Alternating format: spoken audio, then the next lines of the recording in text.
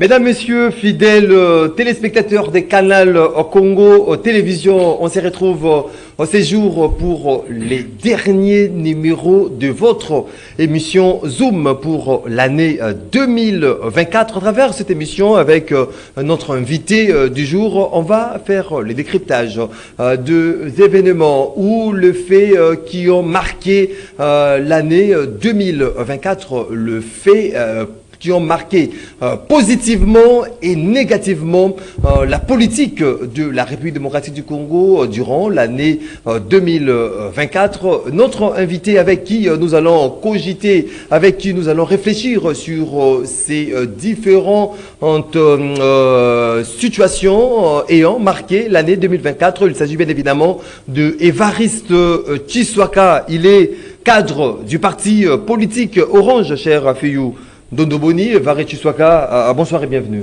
Bonsoir cher Maxime, merci pour l'invitation. Je salue aussi également tous les téléspectateurs qui nous suivent et ceux qui vont nous suivre, les internautes qui nous suivront au travers YouTube.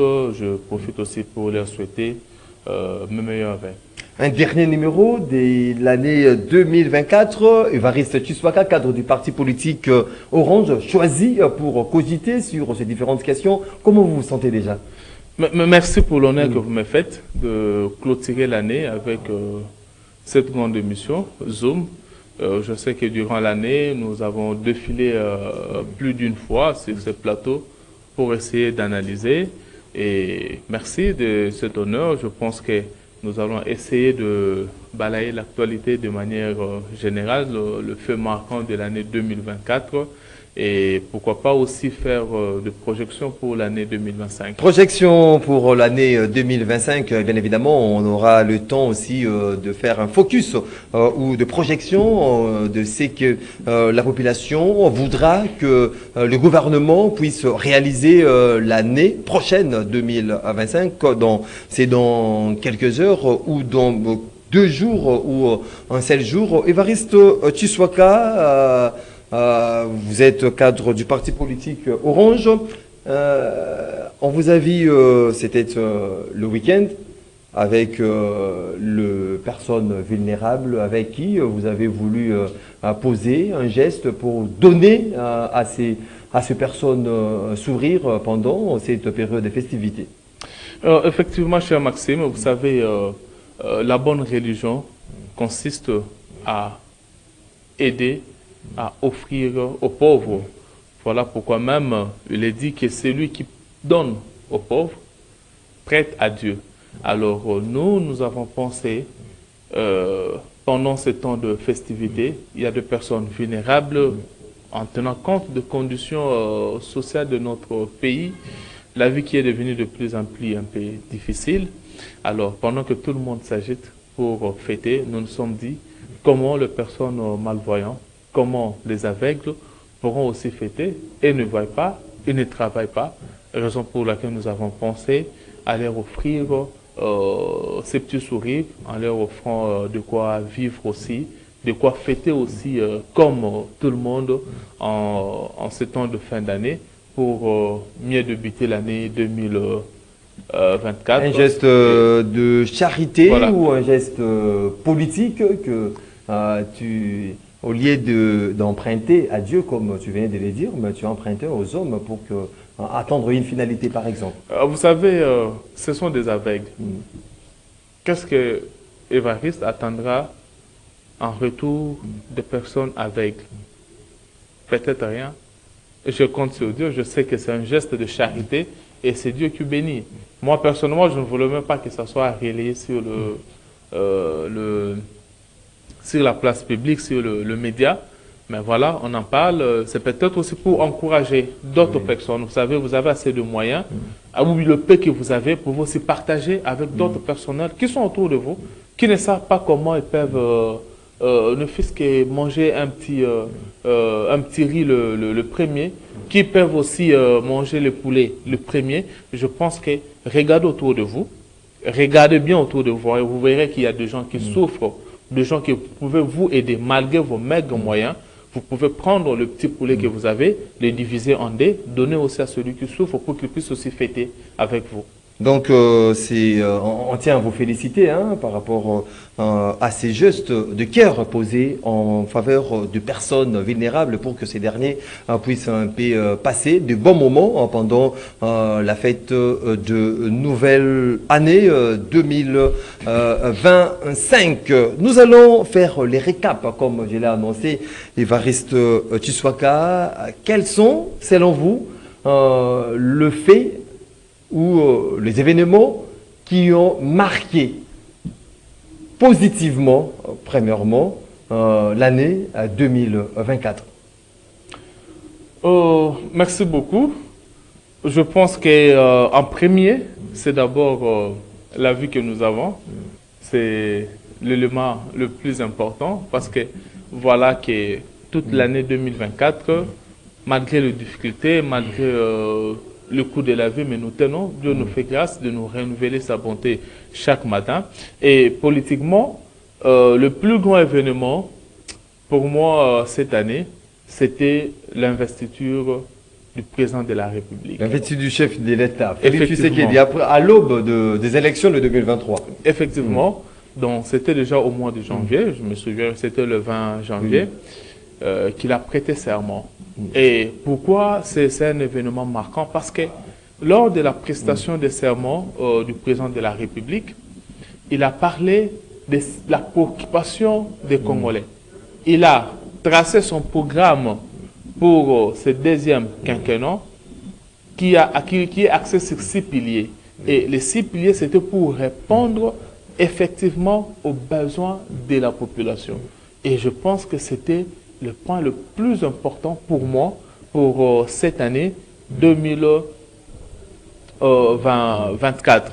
Et aussi, un autre événement qui a marqué cette année 2024, là je vais parler de mon parti Orange, c'était ce processus de consultation que nous avons lancé pour la cohésion nationale, renforcer la cohésion nationale, pour renforcer l'unité nationale. Je pense que c'était un événement où c'était une démarche que le président de mon parti avait débuté afin d'aboutir à consolider l'unité des Congolais, à renforcer notre cohésion nationale. Parce qu'il faut noter que l'année a été agitée, entre autres, par le discours de politique qui, de l'autre côté, il y avait Martin Fayoulou qui demandait à ce qu'il y ait un dialogue.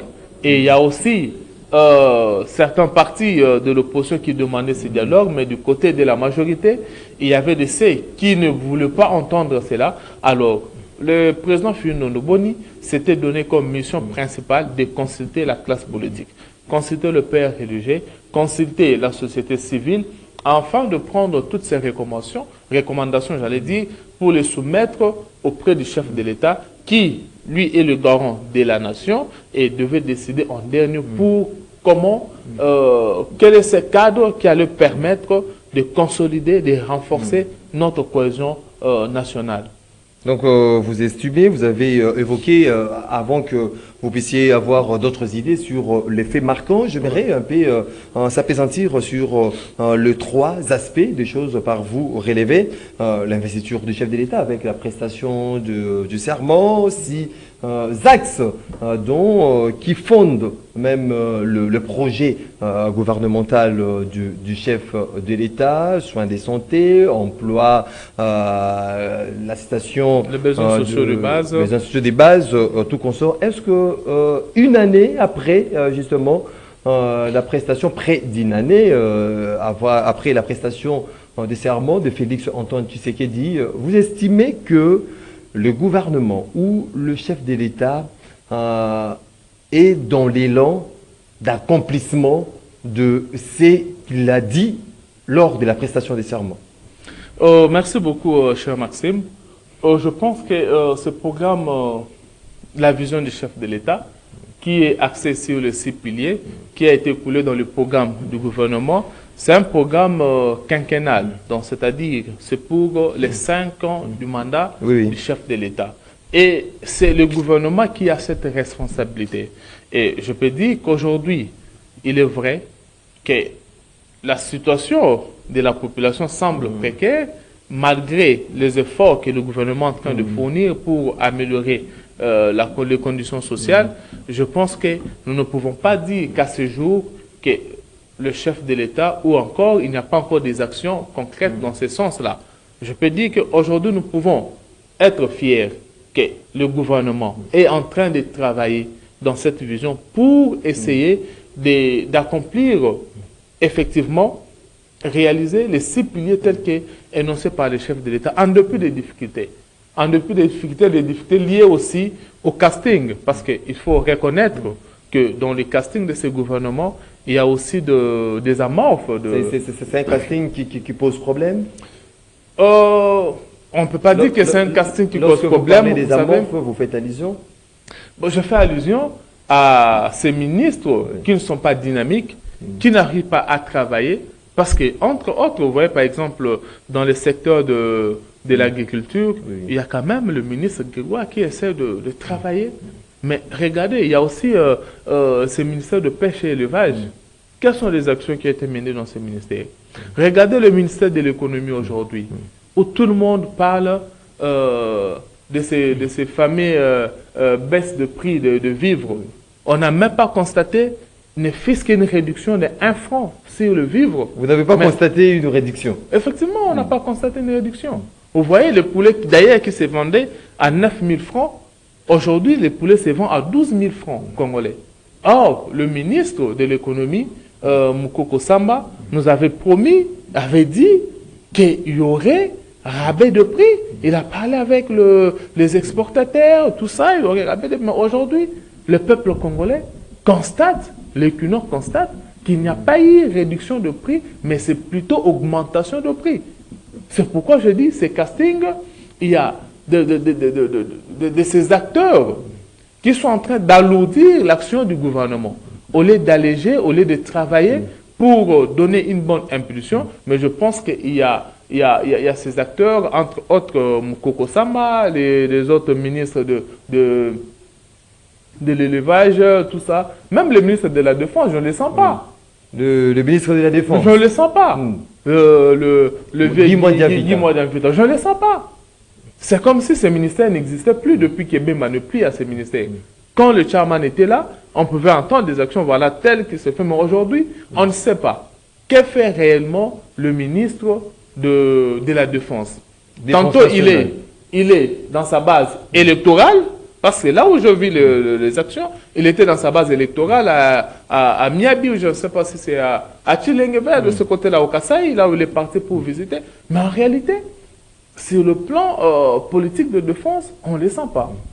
J'aimerais que le ministre, le journaliste gouvernemental, Mouyaya, qu'il invite aussi les ministres Guy Mwadamvita pour passer des interviews avec lui comme il le fait avec les autres, parce que Mouyaya aussi se comporte aussi comme un journaliste au lieu de se comporter comme un porte-parole du gouvernement. Il est porte-parole du gouvernement, moi de médias et effectivement, communication et médias. La fonction, il est porte-parole du gouvernement. Mais en réalité, il se comporte comme un journaliste. Il se met juste à faire des émissions. C'est votre appréhension du travail exercé par Patrick Mouyaya. Il me semble qu'il se comporte comme un journaliste. Donc, tout ce qu'il fait, c'est quoi? C'est nous amener des acteurs du gouvernement sur un plateau où il invite ses collègues journalistes pour essayer d'interroger les acteurs du gouvernement. Mais on ne sent pas réellement en quoi le ministre Mouyaya fait la communication, fait le porte-parole du gouvernement. Sous quel modèle voudriez-vous que le ministre de porte-parole du gouvernement se comporte? J'aimerais que le ministre Mouyaya, qui est porte-parole du gouvernement, se comporte comme Lambert Mende. Il est le modèle vivant. Modèle vivant. Je vous dis, il est le modèle vivant. Il peut rapprocher Lambert Mende, pas Kinke Moulumba du tout. Je parle de Lambert Mende. Lambert Mende, au Malanga. Patrick Mouyaya peut rapprocher. Avec ses communications agressives. Non, pas agressives, mais le communiquer efficacement et avec efficience pour le gouvernement. Mais on ne sent pas la communication du gouvernement. Mais plutôt, nous avons plus de comptes rendus de ministères qui viennent essayer de... Mais Évariste Tshisekedi, je prends juste des aspects dans les 6 axes du chef de l'État, nous dévoilés lors de la prestation des serments. Je prends l'aspect sécuritaire et le social qui laisse à désirer. Vous avez évoqué ces problèmes avec le ministre de l'économie nationale, la défense. Vous avez formulé vos inquiétudes, même par rapport à l'efficacité du ministre de la Défense nationale, mais ce sont le point qui sont en prioritaire même pour le pouvoir, le régime de Félix Tshisekedi. Pensez-vous que dans le 4 ans qui reste à Félix Tshisekedi, on arrivera à trouver solution à ces problèmes, sécurité, c'est-à-dire restaurer la paix dans le coin où la sécurité est instable, et le social des Congolais qui, du jour les jours, vous avez parlé de la vie intenable aujourd'hui à Kinshasa, tout comme ailleurs dans les différentes provinces. Cher Maxime, il est vrai que déjà en une année, on pouvait essayer d'évaluer ce qui a été fait. Du reste, qu'on ne peut pas coter à 50%. Oui. Mais il y a encore 4 bonnes années qui sont devant nous. Et je pense que si aujourd'hui, l'action du gouvernement est améliorée, dans 4 ans, on peut avoir les résultats escomptés. Parce que c'est le gouvernement qui est en train de mener ces programmes. Le programme de 6 piliers, c'est un programme gouvernemental aujourd'hui. Et si le gouvernement n'arrive pas à apporter les résultats escomptés, je pense qu'il revient au chef qui avait fait ces castings de dissoudre ce gouvernement ou de faire un remaniement stratégique et technique. Parce que nous avons besoin, pas de discours, mais nous avons plutôt besoin des actions concrètes. Aujourd'hui, par rapport à la vie sociale du Congolais, nous devons réellement sentir que la vie sociale s'est améliorée. Mais si on ne voit pas des actions concrètes, malgré tout ce qu'on peut faire, malgré la gratuité de l'enseignement, malgré la situation de la couverture santé universelle, aujourd'hui la maternité est gratuite. Mais si en retour nous ne voyons pas que la marmite de la ménagère a changé d'atmosphère, s'est améliorée, nous ne dirons pas que la vie sociale du Congolais est améliorée. Et là, c'est le chef de l'État. Il est face, c'est lui qui va rendre compte. Vous savez, c'est le chef de l'État qui a été élu. Ce n'est pas le membre du gouvernement. C'est le chef de l'État qui a été élu. Le gouvernement est sur base politique par rapport à la majorité au niveau de l'Assemblée nationale, mais c'est le chef de l'État qui a été voté par le peuple congolais. C'est lui qui sera redevable devant le peuple congolais. Et comme il a dit, je l'ai suivi à Kananga, et à Mboujmaï, là où il est passé, il a dit qu'il va travailler. Et s'il n'arrive pas à concrétiser, donc les 5 ans ici ne passeront pas sans qu'il ait concrétisé tout ce qu'il a promis au peuple congolais. Ce qu'il a promis au peuple congolais, c'est quoi? C'est la sécurité.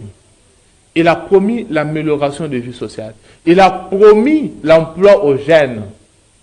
Il a promis l'emploi de manière directe et de manière indirecte. Là, c'est donc le chef de l'État sera redevable devant la population en 2028.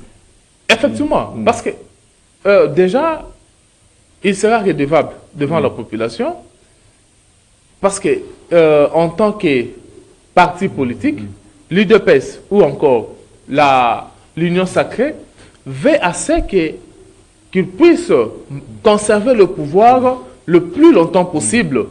Donc, nous, l'Union sacrée, nous voudrions qu'en 2028, que le dauphin du chef de l'État soit élu par la majorité des Congolais. Mais comment est-ce que ce dauphin sera élu par la majorité des Congolais? Si déjà, il y a un bilan mitigé ou un bilan négatif, ça sera difficile. Si le chef de l'État a un bilan négatif, ça serait difficile pour que nous, l'Union sacrée, ou encore l'UDPS... Mais pour l'instant, pour cette première année de son second mandat, le bilan est largement négatif, selon vous?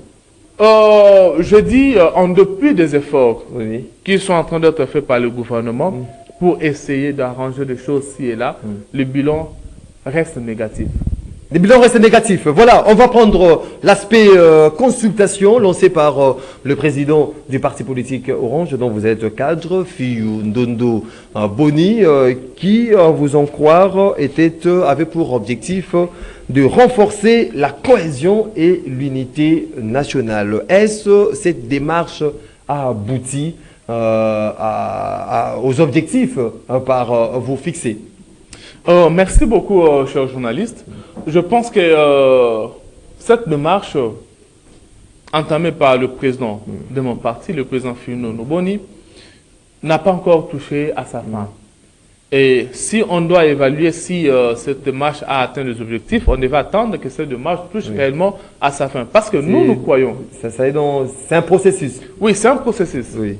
Nous n'avons pas baissé le bras. Nous pensons que les Congolais peuvent se regarder en face et parler du Congo, parler intérêt du Congo. Raison pour laquelle nous disons, les chefs de l'État restent dans cet esprit ouvert, cette ouverture d'esprit, parce que quand vous entendez même qu'il parle des réformes constitutionnelles, il fait allusion à mettre en place une commission pluridisciplinaire pour essayer de voir dans quelle mesure on peut faire des réformes constitutionnelles. Si on peut ou ne pas faire des réformes constitutionnelles. Et nous pensons, le Parti Orange, nous pensons que ce comité qui sera mis en place, ou cette commission, peut servir d'un cadre de concertation. Parce que ça serait tous les Congolais, comme a dit le chef de l'État, de tous bords, de l'opposition, de la majorité, de la société civile, ils peuvent être membres de cette commission. Et je pense que dans cette commission, qui peut se transformer dans un cadre de concertation. Donc, le parti politique Orange de baliser déjà le chemin pour ces consultations du chef de l'État.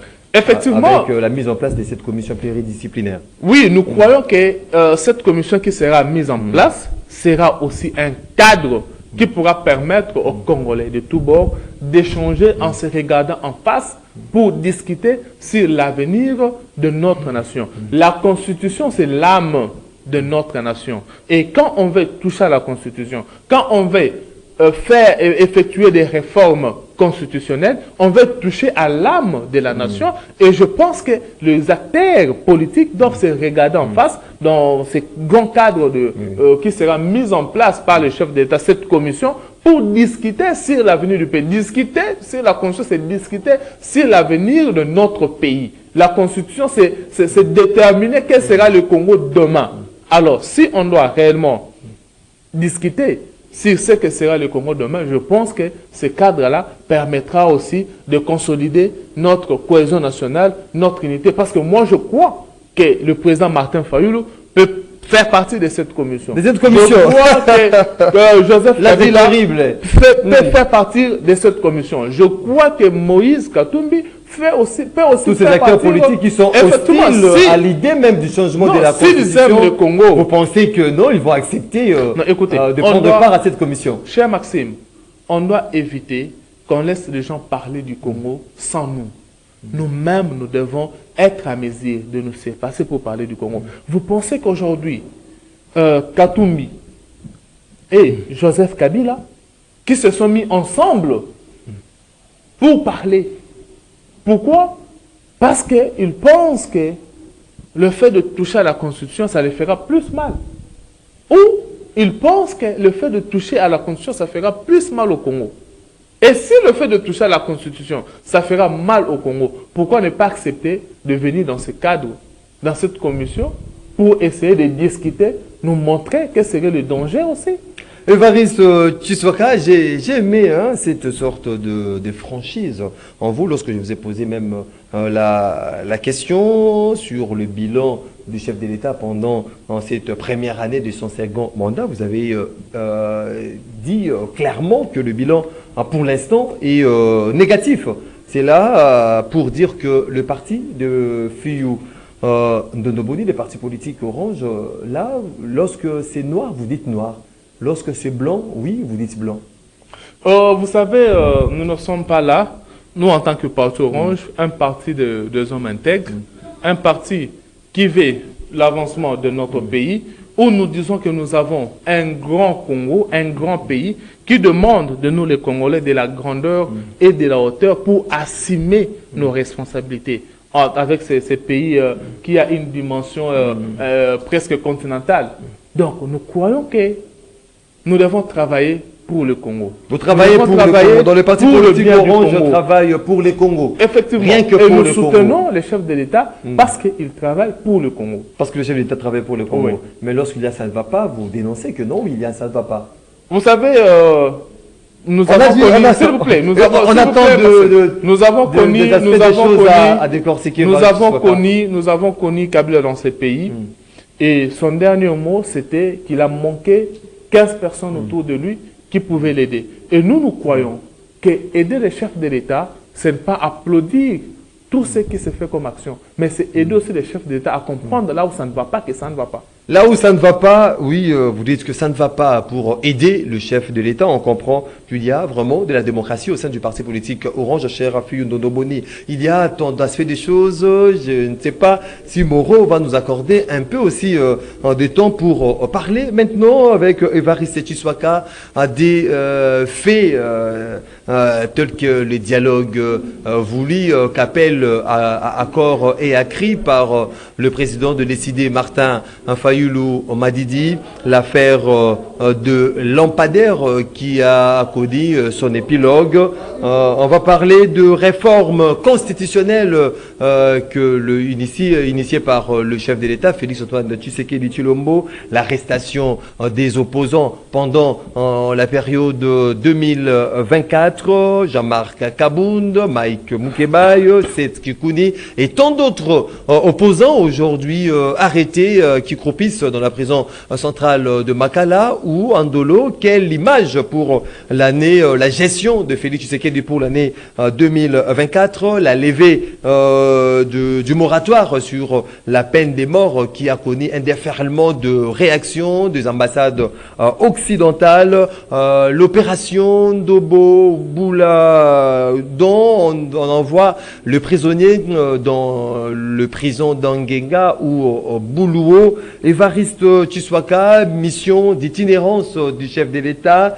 Quelle image ou quelle est votre perception par rapport à tout cet état des choses? Wow, la liste a été longue, hein? Vraiment. Et je pense que ça demandera que vous m'accordez un peu plus de temps pour essayer de placer un mot. Vous avez tout votre temps voilà, à faire lampadaire. Voilà. Qui a vous connu son savez, épilogue. l'affaire Lapandeur avec l'ancien ministre de l'économie, Nicolas Kazadi. Je pense que c'était, on peut dire, une escroquerie parce qu'aujourd'hui, il y a eu des condamnations. Il y a des condamnations. Kassenga et il y a eu des le ministre du Développement. Effectivement, il y a eu des détournements et la justice a établi des responsabilités. Et comme la justice a établi des responsabilités, je pense que le magistrat qui ont jugé l'affaire avait beaucoup plus d'éléments que moi, Évariste Tshisekedi, pour dire quoi que ce soit. Donc j'accepte les décisions de la justice, qu'effectivement, il y a eu Nicolas Kazadi il était innocent, mais il y a eu Robota qui était complice, et puis avec Mike et les autres. Et je pense que au nouveau ministre de Finances, l'actuel ministre des Finances, Doudou Fwamba, d'ouvrir l'œil et les bons. Likunde. Parce qu'aujourd'hui, cet argent, c'est l'argent volatilisé qui pouvait aider à faire autre chose. Non, malgré l'arrestation, la condamnation, l'argent ne sera pas restitué à la caisse de l'État. Effectivement, l'argent ne sera pas restitué. C'est une perte pour la République. Vous avez déjà appris qui avait détourné l'argent de la République. On l'a arrêté, il a retourné l'argent dans la caisse. Ils n'ont pas existé. C'est ça le mal. Donc une perte pour la République. Le ministre des Finances doit ouvrir l'œil et le bon et ne pas être dans la complaisance. C'est ça aussi. Moi, je pense qu'on pouvait arrêter aussi même Nicolas parce qu'il a été complaisant. Il a été complaisant. Aujourd'hui, le ministre Doudou Fwamba ne doit pas être complaisant. Il doit vérifier parce que c'est l'argent de la République. Et nous avons un pays qui a beaucoup d'exigences. Et quand on laisse l'argent être dilapidé comme ça, c'est comme si on n'aimait pas ce pays. Avec tout ce que nous voyons, regardez aujourd'hui l'état de nos routes. Regardez aujourd'hui l'état de nos provinces. Regardez aujourd'hui la situation sociale. Regardez aujourd'hui, les médecins iront en grève. Regardez les enseignants. Regardez le militaire. Est-ce que nous sommes dans un pays où il faut dilapider de l'argent facilement comme ça? Ce n'est pas à quel montant, ce sont des millions.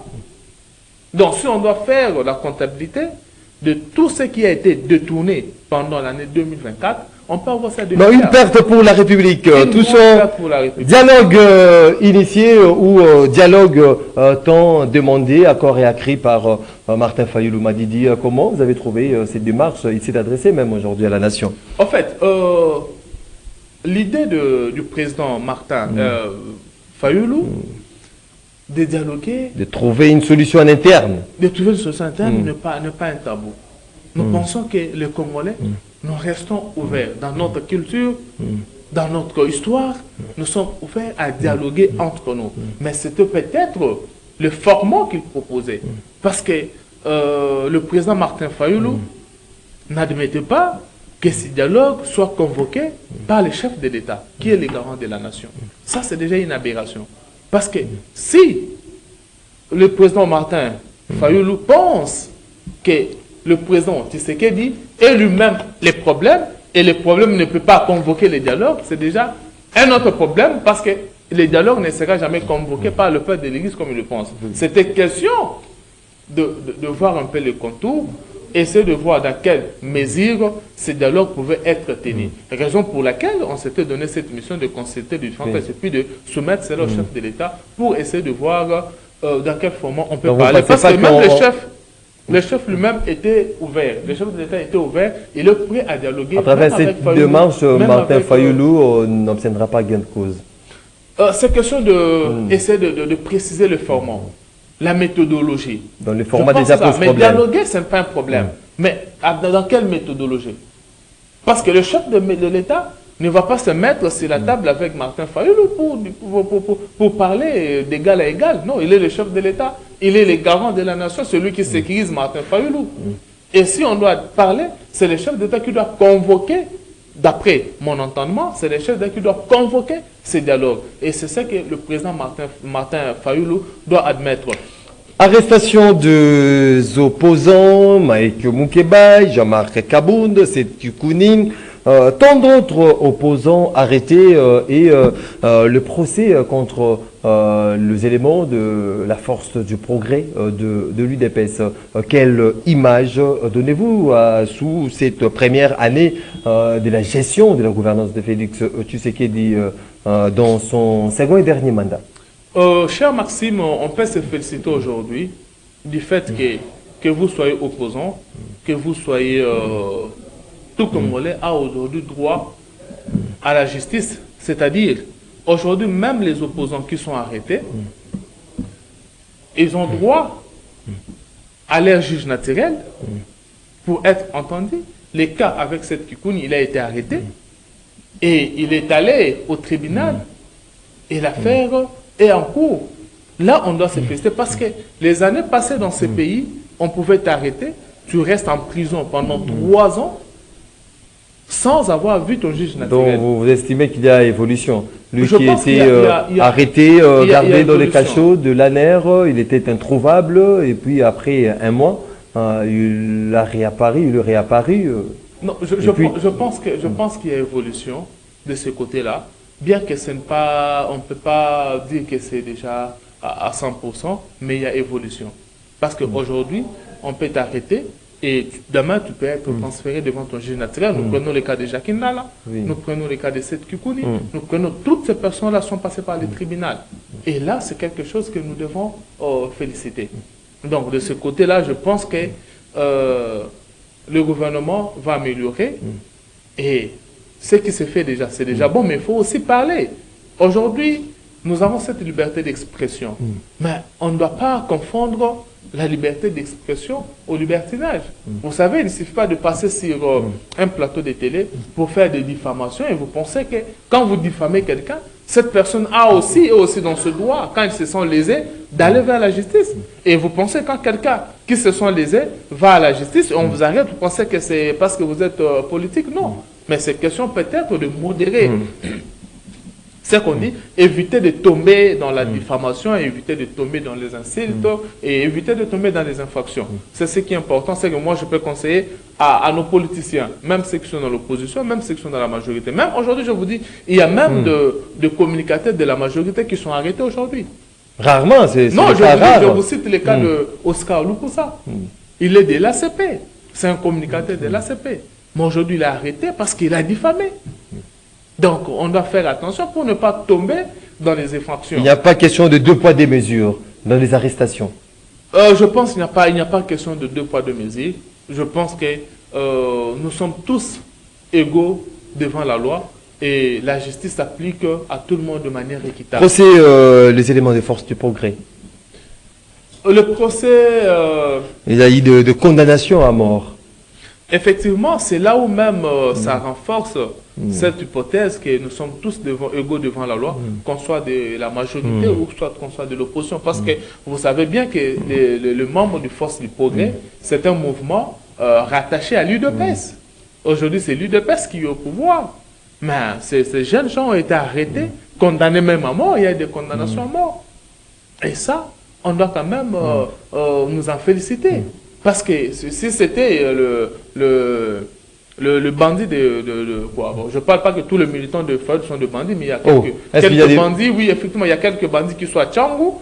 Les bandits qui ne sont pas démantelés par les éléments de la police. Effectivement, les bandits dans un parti politique. Oui, qui commettent des bavures terribles. Le leader de partis politiques qui ont pour même mission d'édiquer même l'air militant.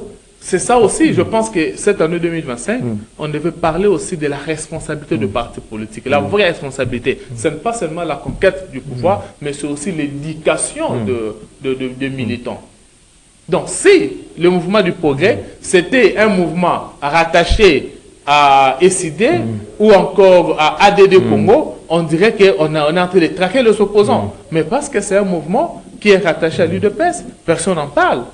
Personne n'en parle, mais ces jeunes gens sont en train de couper en prison. Certains sont condamnés à la peine de mort. Par rapport à la peine de mort, cher Maxime, vous savez, aux États-Unis, quand vous tuez, on ne vous laissera pas échapper. On ne vous laissera pas échapper. Regarde ce qui se passe chez nous avec le Koulouna. Le Koulouna tue chaque jour. Le Koulouna tue chaque jour. On les amène en prison. Ils sont prêts de rester en prison. Et comme il y a des magistrats, certains magistrats qui sont corrompus, certains magistrats qui sont qui essaient de protéger quelques Koulouna, quelques bandits, ces gens, on les amène en prison. Après un temps, ils sont dehors. Et quand ils reviennent dehors, c'est pour continuer les actes d'atrocité qu'ils commettent chaque jour. Et là, c'est la population qui souffre. Cher Maxime, prenez votre micro. Donc ça valait la peine que ces moratoires descendez dans la commune de Makala, la peine de mort soit levée. Descendez à Massina, descendez à Ndjili, descendez à Selembao, interrogez la population. La population qui souffre de ces Koulouna. Donc je pense qu'aujourd'hui, si notre gouvernement prend la décision de faire exécuter la peine de mort sur le Koulouna, je pense que c'est pour la paix de la population. C'est pour mettre ces malfrats hors état de nuire. Hors d'état de nuire, Valérie Tshisekedi nous signale, on est vraiment à la fin de cette émission, mais j'aimerais que vous puissiez placer un mot par rapport à ces débats autour des réformes constitutionnelles ou changement de la Constitution prôné par le chef de l'État Félix Antoine Tshisekedi Tshilombo et sa mission d'itinérance. Il était dans l'espace Grand Kasaï, Kasaï central et Kasaï occidental. Comment est-ce, avec quel impact avec ces missions d'itinérance du chef de l'État Félix Tshisekedi? On va terminer par là. Merci cher Maxime. Là, je voulais appeler la population à éviter de tomber dans la manipulation politique. Pourquoi je parle de manipulation politique? La révision de la Constitution n'est pas un sujet tabou. Si réellement elle est bien motivée. Réviser la Constitution, faire appliquer des réformes constitutionnelles, ce n'est pas un sujet tabou. D'ailleurs, je vous rappelle que pendant la campagne électorale de 2023, presque tous les candidats, dans leurs projets de société, il y avait des réformes constitutionnelles, hormis Félix-Antoine Tshisekedi Tshilombo, qui n'avait pas parlé des réformes constitutionnelles. Mais tout le monde, Martin Fayulu, si vous lisez le manifeste de Kisangani, de l'ECD, vous allez voir, noir sur blanc, qu'on parle des réformes constitutionnelles qui devaient être initiées. Et aujourd'hui, pourquoi, lorsqu'on parle des réformes, ça doit faire, ça devient un sujet tabou, où les opposants sont en train de se liguer pour s'opposer aux réformes. Nous disons ceci. Nous sommes dans un État où nous avons une constitution qui a été promulguée depuis 2006, et au vu de l'évolution de la situation politique, il est vrai que certains articles peuvent être révisés. Mais cela n'est pas une priorité. Cela n'est pas une priorité. Parce que la priorité aujourd'hui, c'est quoi, cher Maxime? La priorité, nous l'avons dit, c'est la sécurité des Congolais. La priorité, c'est la vie sociale des Congolais. Oui. La priorité, c'est l'emploi des jeunes. La priorité, c'est l'éducation des Congolais. Parce que malgré la gratuité de l'enseignement, mais aujourd'hui, combien sont payés les enseignants? Ils revendiquent qu'on puisse améliorer leur salaire. Donc, ce sont là... Les priorités auxquelles le gouvernement doit se pencher. Effectivement. Donc, les réformes constitutionnelles ne doivent pas se pointer comme une priorité pour le gouvernement parce que ça ne figure pas dans le programme du gouvernement. Moi, je ne serais pas content qu'aujourd'hui, tous les gouvernements soient emballés, motivés, travailler, parler des réformes comme c'était un programme gouvernemental. Non. C'est pas un programme gouvernemental. Non, s'il vous plaît. Il ne faut pas que le gouvernement puisse investir dans ce projet. Le gouvernement ne doit pas s'investir dans ce projet. Ce n'est pas un programme du gouvernement. Parce qu'on voit aujourd'hui partout, je vis les gouverneurs, le 26 gouverneurs, se réunir à Kolwezi pour défendre le projet. Nous soutenons les changements, nous soutenons les réformes. Non, ce n'est pas le projet du gouvernement. Ce n'est pas le projet du gouvernement. Que le gouvernement travaille sur les 6 axes, que la population puisse trouver, puisse vivre aisément, en sécurité, que la vie sociale soit améliorée, que nos enfants étudient dans de bonnes conditions, que les écoles soient construites. C'est ça le programme du gouvernement. Mais les réformes constitutionnelles, on peut en parler, on peut en discuter, ce n'est pas un problème. Ce n'est pas un problème, l'impact de ces missions d'itinérance. On termine par là, Évariste Soaka. Quelle est votre idée par rapport à ces missions d'itinérance effectuées par le chef de l'État, surtout dans les Grands Kasaï, avec aussi de nouvelles promesses? Je crois que, cher Maxime, les 5 premières années du chef de l'État, on l'a critiqué d'être beaucoup plus tourné vers l'extérieur, qu'il avait fait beaucoup de voyages à l'extérieur qu'à l'intérieur du pays. Mais aujourd'hui, le chef de l'État est en train de sillonner les Congos. Je pense qu'on doit quand même s'en féliciter. Mais seulement, ce que je remarque, c'est quoi? On a demandé 2 minutes au producteur Doudou Motiri, parce que c'est le dernier numéro de l'année. Il nous accorde 2 minutes pour terminer en toute beauté cette émission Zoom pour clôturer l'année 2024. Doudou Motiri, j'espère que nous a accordé 2 minutes, Évariste Soaka. Voilà, je disais, le chef de l'État est en train de voir sa population, de voir son peuple. Et partout, le chef de l'État passe précisément au Kasaï. Je pense que le chef de l'État s'est retrouvé face à cette population qui commençait déjà à se méfier du chef. Il y avait ces sentiments déjà qui commençaient à monter, la méfiance. Donc, c'est-à-dire un peuple qui a attendu les promesses qui ne se sont pas concrétisées. Et face à cette méfiance, les chefs de l'État devaient aller pour essayer de remonter le moral. Pour remonter le moral. Essayer de réajuster les choses. Vous savez, au Kassai, le chef de l'État dit qu'il est parti avec 50 millions pour relancer la MIBA. Oui. La route Kalambambouji, on doit relancer. Et ça, ce sont des attentes de la population. Je profite pour dire aussi, pendant cette mission d'itinérance au Kassai, la route Kalambambouji, même si elle s'est terminée, elle ne sera pas beaucoup avant, elle ne sera pas très avantageuse pour la population de Kasaï s'il n'y a pas l'électricité. Oui, oui. S'il n'y a pas l'électricité, ça signifie que le Kasaï ne produira rien. Plutôt, c'est l'Angola qui aura maintenant la facilité d'abonder le marché kassaïen. Et de fixer le prix de sa façon. Effectivement. C'est pourquoi je dis ceci. Pendant qu'on est en train de faire la route Kalambambouji, pensez travailler sur le barrage de Katende, Kakobola, pour que les Kasaï soient alimentés. Les Kasaï, c'est une terre riche. Les Kasaï, c'est une terre qui aujourd'hui peut propulser l'entrepreneuriat. Les Kasaï, c'est une terre où les entrepreneurs en vivent, mais il n'y a pas l'électricité, il n'y a pas du courant. Ne soyons pas focalisés seulement sur Kalambambouji, mais travaillons sur le secteur de l'électrification du Grand Kasaï. Je pense que c'est alors que cette route pourra profiter aux Kassaïens ou encore à la RDC d'une manière générale. Voilà, cette émission, c'était donc la dernière pour l'année 2024. On a eu l'honneur et le plaisir de recevoir pour vous ces jours Evariste Tshiswaka. Il est cadre du parti politique Orange, cher Afi Ndondo Boni. Moi, je dédie cette émission, j'ai dédié déjà l'année 2025 à ma tendre mère Angélique Mbombo Moujani, à mes frères Patrick Kalinga Digital, Fatou Mukendi Lopez, Jackie Kankou Nadine, Angèle, toute la famille Mukendi. Donc que cette année soit une meilleure année pour vous. Evariste Tshiswaka, vous pouvez dédier l'année 2025 à qui? Je dédie cette année 2025 à toute ma famille. C'est une famille nombreuse, une grande famille, la famille Ntonkou. Je vous dédie cette année 2025.